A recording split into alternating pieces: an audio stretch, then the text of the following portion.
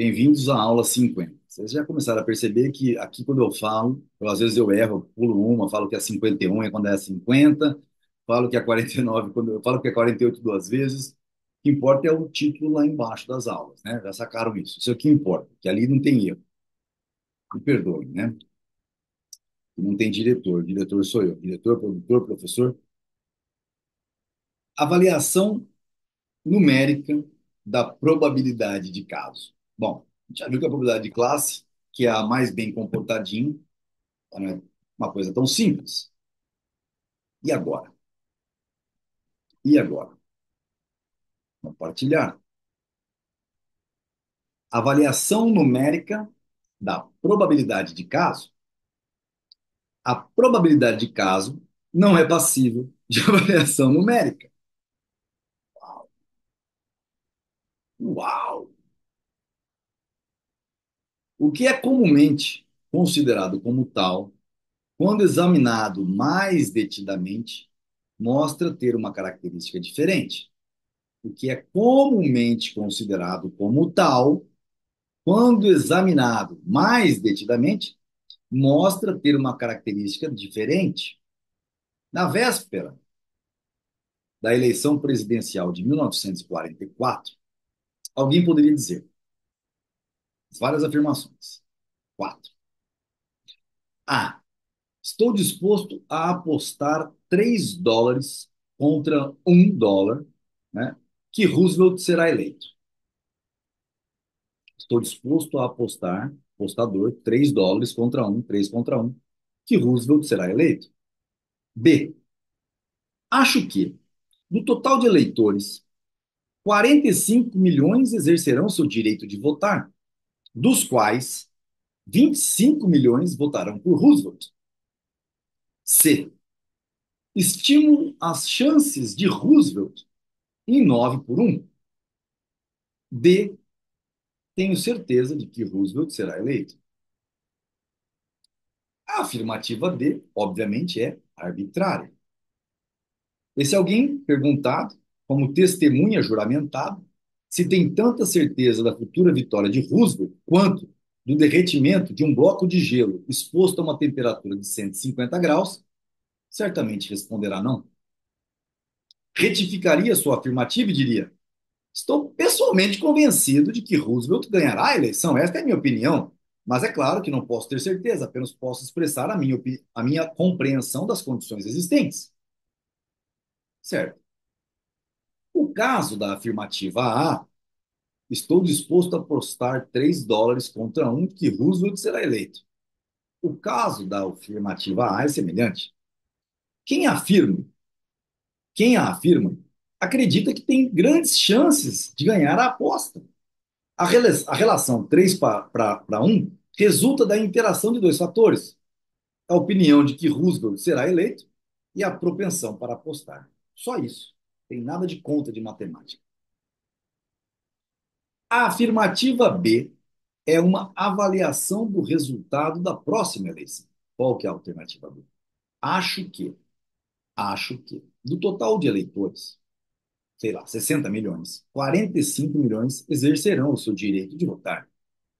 E dos quais, dos 45 milhões, 25 votarão por Roosevelt e 20 votarão para o resto. É isso, né? Afirmativa. Perdão. Eu falei que eu comecei a ler e falei, perdão, tá certo. Afirmativa B. A afirmativa B é uma avaliação do resultado da próxima eleição. Sua estimativa numérica refere-se não a um maior ou menor grau de probabilidade, mas ao resultado esperado da votação. Tal afirmativa pode ser baseada numa pesquisa sistemática, do tipo Gallup, ou simplesmente em estimativas. A afirmativa C é diferente. É uma proposição, é aquela do 9 para 1. Eu estimo as chances de Roosevelt em 9 para 1. É uma proposição acerca do resultado esperado expresso em termos aritméticos. Certamente não significa que, em 10 casos semelhantes, 9 sejam favoráveis a Roosevelt e um desfavorável. Seria isso. Então, vamos fazer 10 eleições. Se a gente repetir 10 eleições, Como o Roosevelt perde, nas outras 9 ele ganha. Não tem nada a ver com a probabilidade de classe. Então, qual é o seu significado? É uma expressão metafórica. As metáforas são usadas na linguagem comum geralmente para identificar imaginariamente um objeto abstrato com outro que pode ser percebido pelos sentidos. Entretanto, esta não é uma característica necessária da linguagem metafórica, mas simplesmente uma consequência do fato de que o concreto normalmente nos é mais familiar do que o abstrato.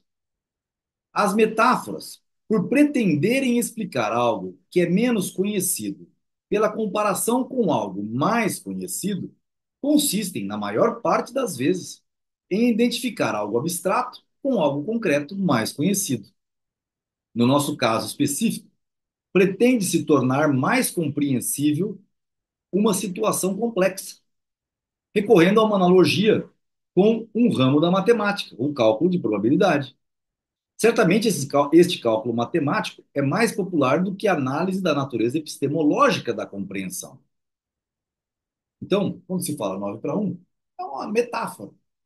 Mas é mais fácil alguém entender o 9 para um, né, do que a análise da natureza epistemológica da compreensão. De nada adianta usar a lógica para uma crítica da linguagem metafórica. Não adianta de querer usar uma lógica aí, tá, por causa disso. Analogias e metáforas são sempre imperfeitas e insatisfatórias do ponto de vista da lógica. É comum procurar-se um tertium comparationis, né, que seria base de comparação. Nem mesmo a isso se pode recorrer no caso da nossa metáfora, porque a comparação seria baseada num conceito que é, em si mesmo, falso no próprio campo do cálculo de probabilidades, qual seja a ilusão do jogador.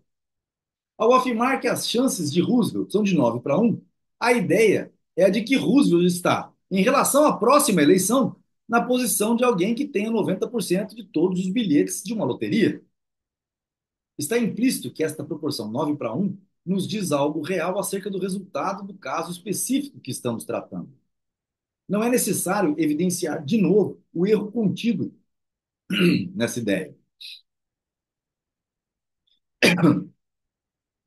Não menos admissível é recorrer ao cálculo de probabilidade ao lidar com hipóteses no campo das ciências naturais.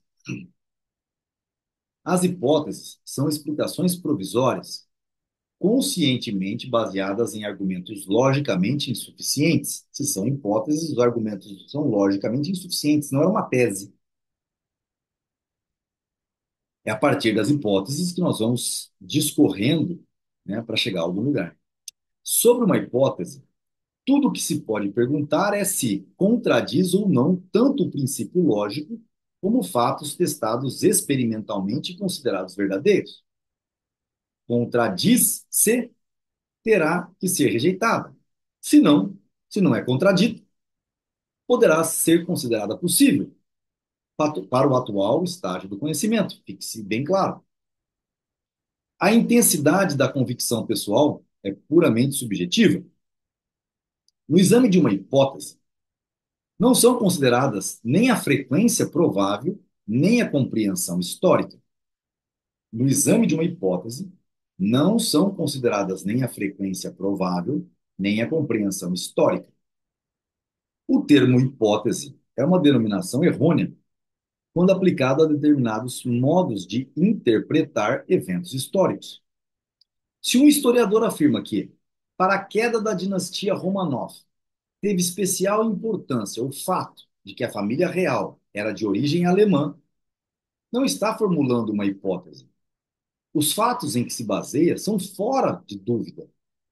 Havia na Rússia uma animosidade geral contra os alemães e como os Romanov, por 200 anos, vinham casando-se com descendentes de famílias alemãs, eram tidos por muitos russos como uma família germanófila. Mises tirando sarro de novo. Mesmo por aqueles que acreditavam que o czar Paulo não era filho de Pedro III, era filho de algum russo que traçou a rainha. Perdão pelas palavras de baixo calão. Mas Mises está tirando sarro e dizendo isso. Não obstante, permanece a questão sobre a relevância. Permanece a questão sobre que relevância teria tido esses fatos na série de eventos que culminaram com a queda dessa dinastia. Não há nenhuma outra forma de elucidar tais problemas, a não ser pela compreensão histórica. E aqui a gente encerra o item 5 para começarmos o item 6. Acredito que seja o último item deste capítulo. Não, ainda tem o 6 e o 7. Até a próxima aula.